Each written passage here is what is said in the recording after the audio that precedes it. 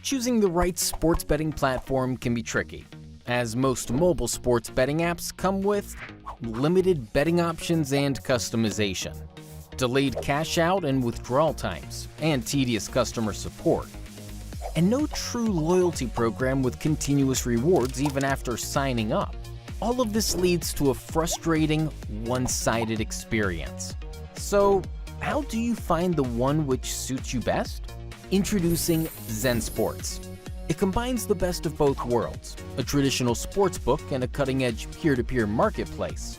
Zensports allows you to accept bets against the house, or use our peer-to-peer marketplace to create your own one-of-a-kind bet and set your own odds without the need for a bookmaker.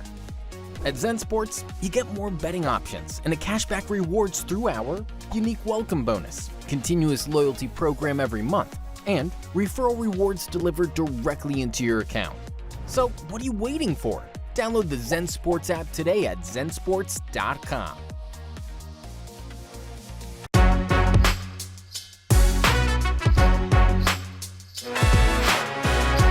Welcome to Bluff City Bets, a Bluff City Media podcast. Join Daniel Greer and Chase Bobbitt as they give their plays of the day and strategies for success as a sports bettor. Now, let's get to the show.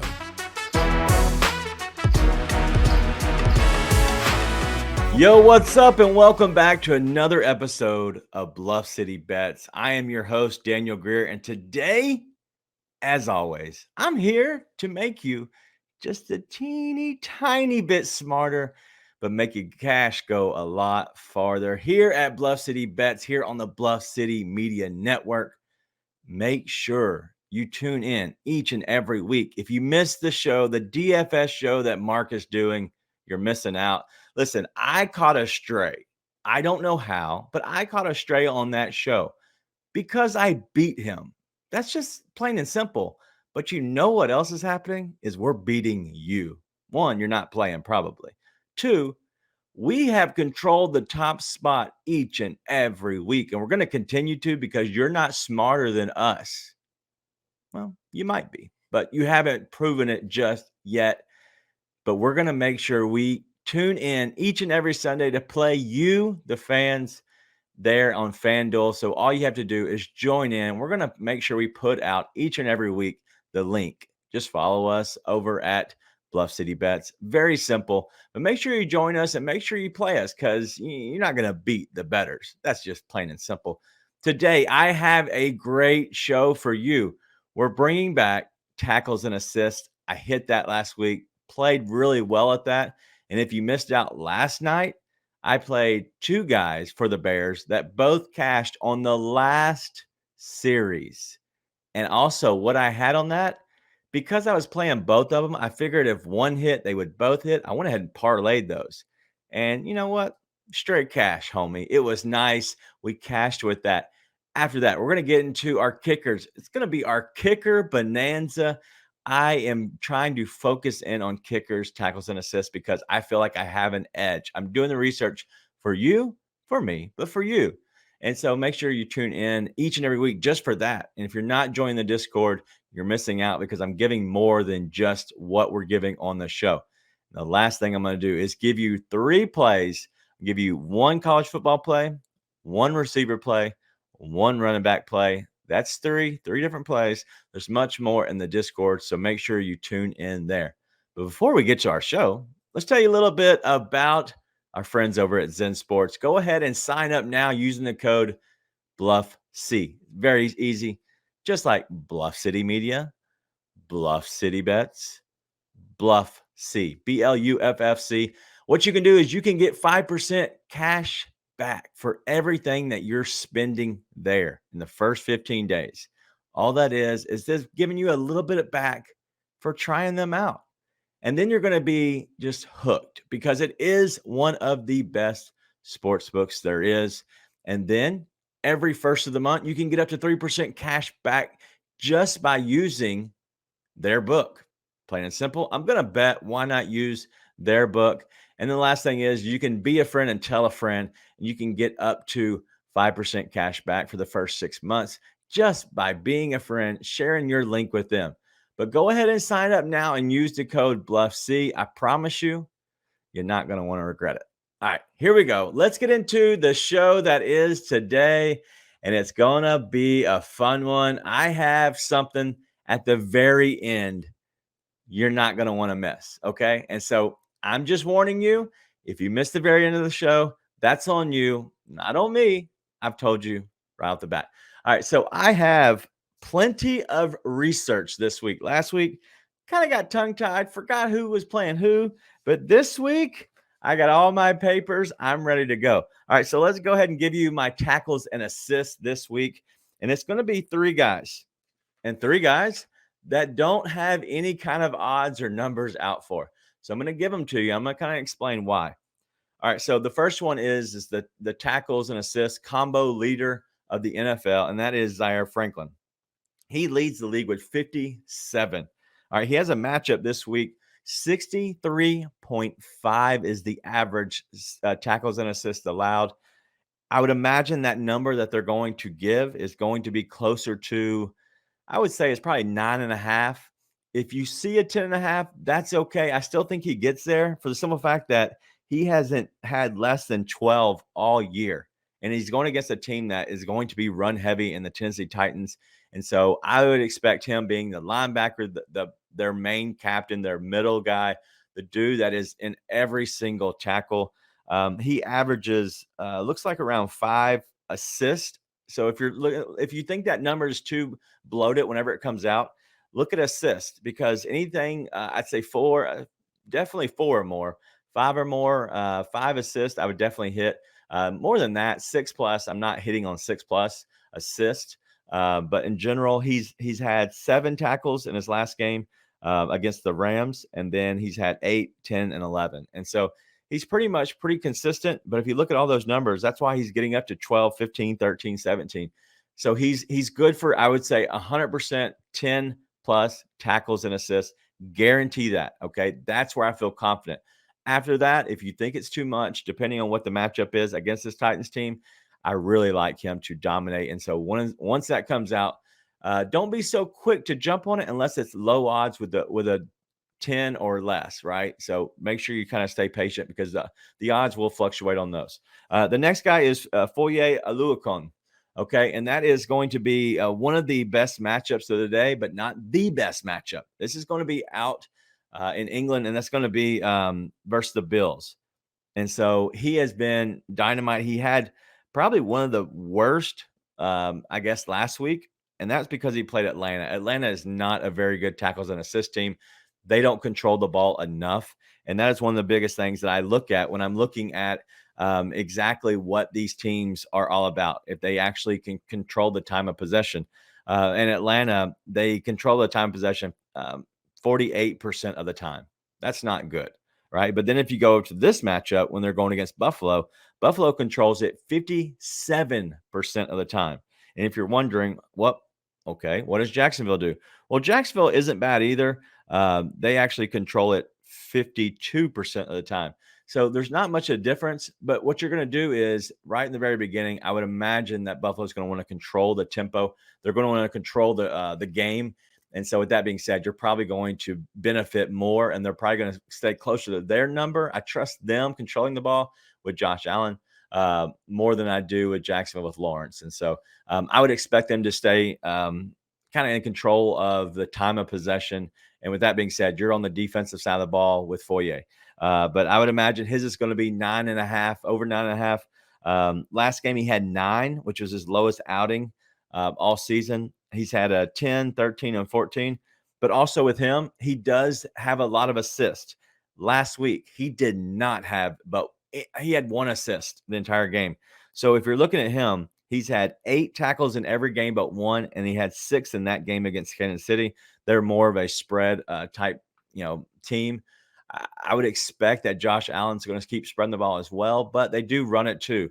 And so you can expect to get him at least 6, maybe 7 tackles. So that's one way to attack this is doing that. And the last one, and one guy I have not played all season, and that's Ernest Jones. And so Ernest Jones for the Rams, he's playing against the Philadelphia Eagles this week. Almost at the Phillies. Wow. Baseball is on my mind. It is baseball playoff season.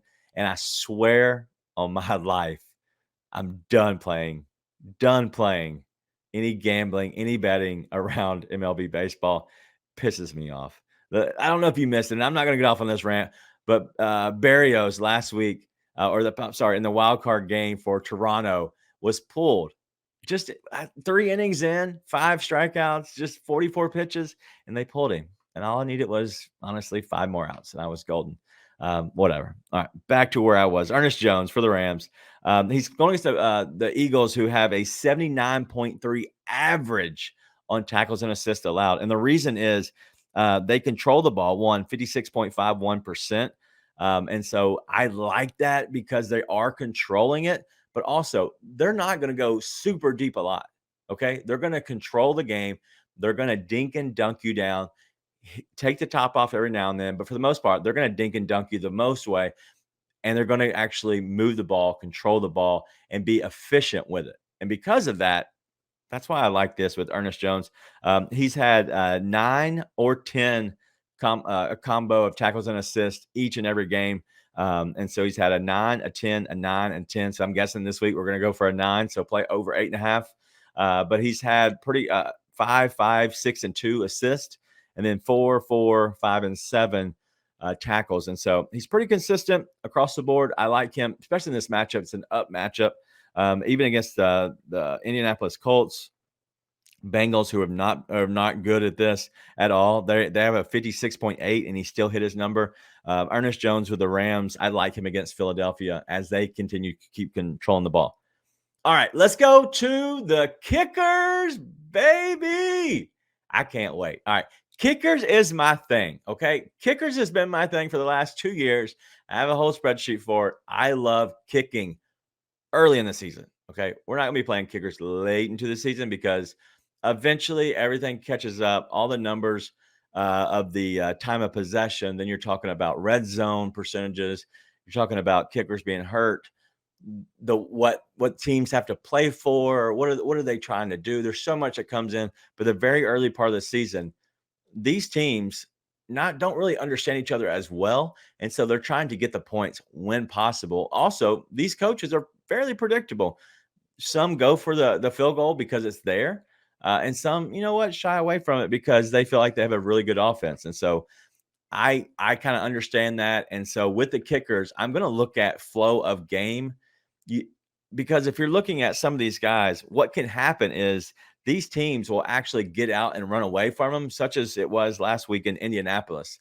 The other team went out in front of them. They had to play catch up the rest of the game. And at that point, kicking is pretty much done. So you want to have a team that's going to kind of control the game, keep it close, but also you don't want to play against another offense that could potentially go run and hide. And at that point, kicking is done. All right, let's go ahead and get into our kickers, and that's going to be very simple. And the first kicker we're going to go is Jake Elliott. Okay, Jake Elliott for the Philadelphia Eagles. And so with Jake Elliott, what I'm looking at is the numbers. Okay, the numbers tell me that they're averaging a lot of field goal attempts, and he's cashing in on a good number. But Jake Elliott, he's going against the Rams, which the Rams in the first 3 weeks, outside of last week, which the Rams played the Colts. And so 5, 3, and 3 is the attempts. Last week, 0 for 1.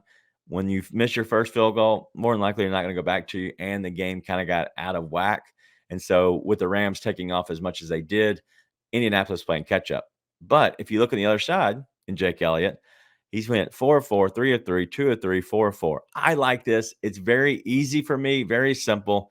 2+ field goals for Jake Elliott, minus 115. I'm playing the field goals because I think this is a good matchup, and the odds for 2 field goals for him to get over 7.5 points, he's going to have to get his 2 field goals, in my opinion.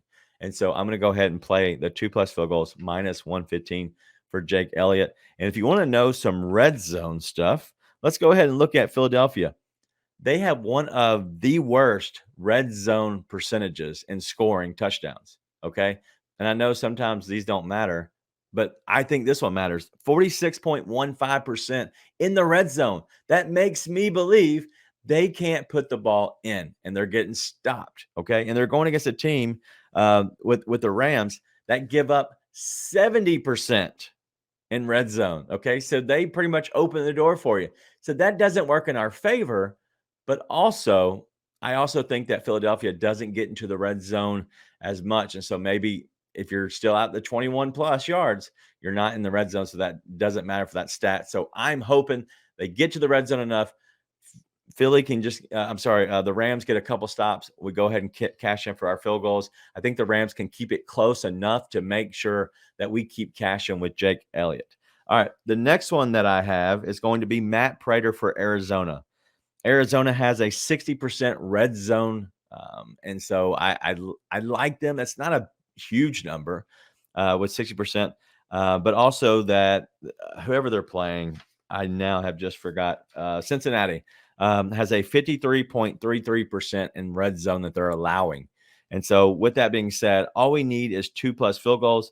And you look at outside of last week, he's had 2+ field goals in every single game. Last week against San Francisco, who doesn't give up a lot, he went 1 of 1.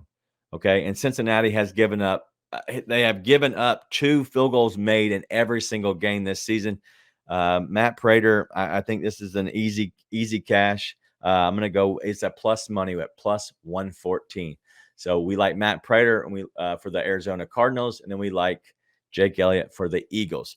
Some other ones that I like, and this is one that I cannot find anywhere. It won't let me do it. DraftKings is going to be the book that's going to let you probably do this. But I want to do is look at some other guys. Okay, so I'm going to give you some guys that I do want to probably hit on, and that is Brandon Aubrey and Jake Moody. And this is going to be the night game for the Cowboys and the 49ers. And the reason is I want to parlay both guys. And you're thinking that's probably stupid. Okay, I agree. Most of the time, the stuff I say is stupid. But the reason I don't think this is stupid is both guys are very good at kicking field goals. Both teams kick a lot of field goals. I think this game is going to come down to points. And I don't think that they're going to both run away from each other.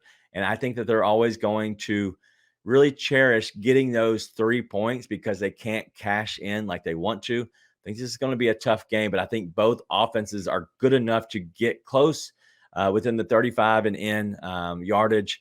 They're going to go ahead and take the points. I think both guys can easily hit 2+ field goals. And so what I'm looking at is the game script. I think if one guy gets to 2, I think the other guy is going to get to 2 as well. So you're talking about 4 field goals. One thing you can play right now is over 3.5 field goals just from that game in general. It's at plus 110. So you can hit that. I'm going to look at hitting both guys. They're both plus odds right now. As soon as I can parlay both of them, I'm probably looking at plus 250, plus 300. I'm hoping. And at that point, I'm going to sprinkle something on there because I think if one hits, they both hit. 2 other guys that I really love. And it's going to be Blake Grupe, Grupe. He's for New Orleans. He has been very, very consistent. He's had 2 attempts in every single game. And then one game he went 1 of 2. So he's pretty much cashed almost every week. New England, I think they're a very good team. They have a 50% red zone completion. And so I believe that you're going to have a New Orleans wanting to put up points because they're not the best offense. And New England's a pretty good defense. I expect them to try to hold them. And I expect Blake Grupe to go ahead and hit 2 field goals. And the other guy with Carolina is Eddie Pinheiro. I like him. The odds are there. 2+ field goals at plus 150. Not very often do you get a plus 150 for 2+ field goals, especially with a guy who keeps cashing on a consistent basis. What I look at is Eddie Pinheiro. He's averaging 2.3 field goals for the entire season that they're being allowed, but also Detroit is allowing 2.5 field goals. Okay, so both of those numbers are above 2. The odds are in my favor. Both teams Detroit allows field goals. Carolina likes to kick field goals. They're in a dome. I like it. I don't know about you. All right. That's all we have on kickers, but I wanted to give you some leans and some plays that I love. So make sure you keep sticking around. I have 2 more leans as well that I'm going to give for player props. But before we get there, Zensports. Use the code BLUFFC. You can go ahead and sign up now. I promise It is a sports book that you're going to love. But go ahead and sign up. Use the code BluffC, and you can get 5% back for the first 15 months on your betting volume. Whatever you spend, you get 5% cash back. And then the first of the month, we just had it. I just cashed in, and it was 3% cash back for every first of the month, just for playing with them and keeping your money there. It's that simple. It's not hard. And then after that, tell your friend, be a friend. I've done it. Don't tell them. Don't tell Bluff City. But I've done it myself, and I have some friends sign up under my code, and I get 5% cash back for the first 6 months. It's huge. 6 months, 5% cash back. No brainer. Just like the play I'm about to give you. Don't miss it. It's the very end of the show. I have 2 plays I want to give you before then. Let me go ahead and give you the first play that I have, and it's going to be Florida State first half over 20.5 team total. You get this at -115. It's a great play. This is a play that I love personally. I've been on Florida State. They were off last week. I want them to come out and show out against a Virginia Tech team that does give up a lot of points in the first half. I think this Florida State team easily runs away with this game. I don't want to have anything to do with the second half. I think they come out early. 3 touchdowns isn't a big ask out of one of the best teams in the country against a subpar, mediocre, or whatever you want to call them, Virginia Tech team. And so give me Florida State team total over 20.5 in the first half. Give me 3 tutties. Man, taking it to the house. All right, before I give you my other plays, let me give you my 2 leans, and they're going to be the same exact player. The first one is Zach Wilson for the Jets. Yeah, I know. I never would have thought I would have played this either, but I've already played this. This is what I call a lean. You can make an official play, whatever you want to do. But I'm going to say Zach Wilson over 201.5 passing yards. It's going against Denver, and they suck. Simple as that. They're not good. They don't have any good defense. There's no good qualities to their defense. Whatever. I know we just saw Justin Fields just kind of shred the Commanders defense. He shredded them as well, especially in the first half. Zach Wilson played really well last week. So I expect him to go, 202 plus yards. I expect him to probably throw for 230 plus yards this week against Denver. And the other play I have is the same guy, Zach Wilson, for 2+ touchdowns. He did it last week. I expect him to do it again against a terrible team. That is plus 180. Plus 180. I know that it might not happen. Okay. I get it. But plus 180, I can't resist. And so I think that the Denver Broncos absolutely just suck. And so I'm going to target them. And so I'm using a guy who hasn't produced pretty much all season until last week. I think they're going to open up the offense for him. And I don't think Breece Hall, I know they're going to unleash him, Robert Saleh says, but I'm not worried about that. I think he's going to run, but I think they want to stay the same game plan because Zach Wilson is the most important person on that team. Well, outside of Garrett Wilson, but the Wilson brothers are important. I expect Garrett Wilson to go ahead and have a good day as well. He's probably going to catch one of those touchdowns. All right, let's get into our player prop that I love. And this is going to be Gabe Davis, over 19.5 longest receptions, -110. I know I saw this over at DraftKings. This is a guy who's went now 6 games in a row dating back to last year. And so he has hit this, and it's not even close. Like, some people are all over his over 2.5 receptions against the Jaguars, over his, I think it's 41 or 46.5 receiving yards. He is a guy who catches deep balls. He's a guy who wants to maybe go over the middle and look a safety away and make the safety have to choose. And if he doesn't choose him, and he might choose somebody else like Stephon Diggs, then you're going to be able to run him for a 25, 30, 35, maybe yards after catch, whatever. He's going to get a big play. You know it's going to happen. He's done it 6 games in a row. I expect him to do it again. So I'm going to go with Gabe Davis, over 19.5 longest reception. There's not a lot of people on this play, and this is the one that makes the most sense compared to the others. Everybody is all over his yardage. Everybody is all over his receptions. We're going to stay away. We're not going to ride with the public. We're actually going to play it smarter, different way. All right, this is the last one we have. This is my favorite play of the entire weekend. Derrick Henry, over 75.5 rushing yards. Okay, it's minus 114 right now. I just played it.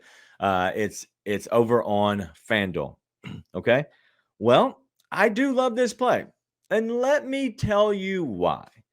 I'm going to pull up the stats real quick that I have over here on my buddy Derrick Henry. His first year, he was behind DeMarco Murray in 2016. Didn't play much, right? Well, let's give you the last matchups he's had dating back all the way to 2017 against a division rival and the Colts. Okay. His first game where he was the starter, he had 19 rush attempts on 131 yards. Okay. Let me give you those five games leading up into 2019. He literally had a low point of 46, and the other ones were 79, 82, 93, and that 131-yard game that I just told you about. All right, so that's 5. Okay, now let's go to the very end of 2019 of December 1st. He rushed for 149 yards against the Colts. And then in 2020, he had 2 games of 103 and then 178. 2021, he had a game of 113 yards, and then the lowest in the last 7 games at 68. But he had 28 rushing attempts. 28 rushing attempts is huge. And the reason I tell you that is because there's no reason he should have had 68 yards. I don't know what was there. I'm not going to go back and research it. Who knows what was happening? Maybe because it was on Halloween. That's probably why. But he had 68 rushing yards. The last year, 2022, 114 yards and 128 yards. This is simple to me. Out of the last 7 games, he's crushed this number of 75.5, and he almost hit it with 68 on Halloween back in 2021. And so 6 of the last 7 hitting this number, I love it. I don't want to ever lead you to astray, but I think this is a 2 to 4 unit play. That big. I think Derrick Henry is going to crush the Colts. The Colts are not very good at stopping the run. They are ranked 22nd in the league, and they give up an average of 126.8 rushing yards. I think Derrick Henry is going to be an absolute wagon this weekend, and I will have him in all my DFS 100%, and I'm going to play. This is going to be my biggest play I've made all season on anybody. And I know it's probably going to bite me in the butt, but I have to be honest with you. I have to tell you that I'm probably going to put 4 units on it because I think it's that good of a play this weekend. I like over 75.5 rushing yards. But let me tell you a little bit else. This is my first time we're doing this, so I had to bring a prop with me.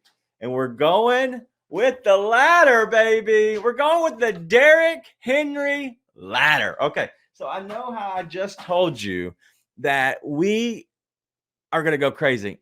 When I say 2 to 4 units, it's because I'm playing a ladder on him. If you don't know what a ladder is I'm looking at his yardage, and you can get his yardage at plus 80, 80 plus rushing yards, 90 plus, 100 plus, 110 plus, 120 plus.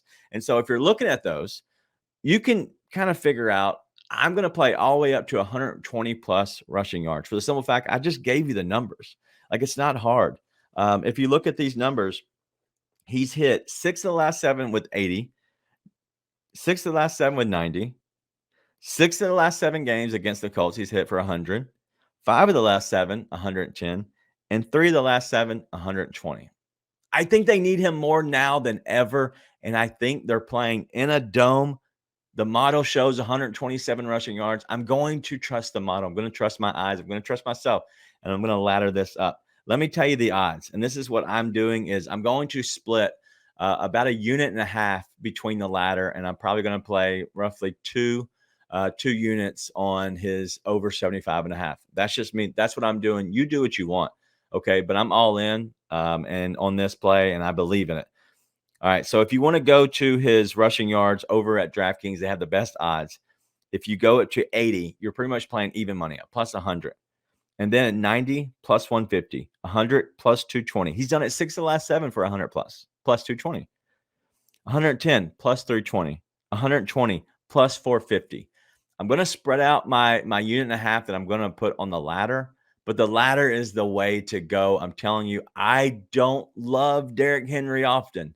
I think he's a very good running back, but I think they're going to lean on him and they're going to ride the dude. He went off for 100 plus last week, and I expect him to go off for 100 plus again. So play the ladder with me. And you know what we want to always do is cash the weekend. It's going to be a fun weekend. I'm going to actually be at the beach. And so I probably won't see you next week, but I might send in some information. I don't know who's going to do the show. I don't know if there will be a show, but make sure you tune in next Friday just in case there's somebody at the beach. I might have a Corona in my hand doing the show. You never know. But make sure you tune in and make sure whatever you do, we're cashing the weekend and we're riding the ladder, baby. Ride the ladder. Have a great weekend. See you. Thank you for listening to Bluff City Bets. If you enjoyed this episode, leave a rating and a review wherever you download your podcasts. Also, like and subscribe to Bluff City Media's YouTube page. For comprehensive coverage of all things Memphis sports, head over to www.bluffcitymedia.co and find out how you can become an insider. We will see you back here next week.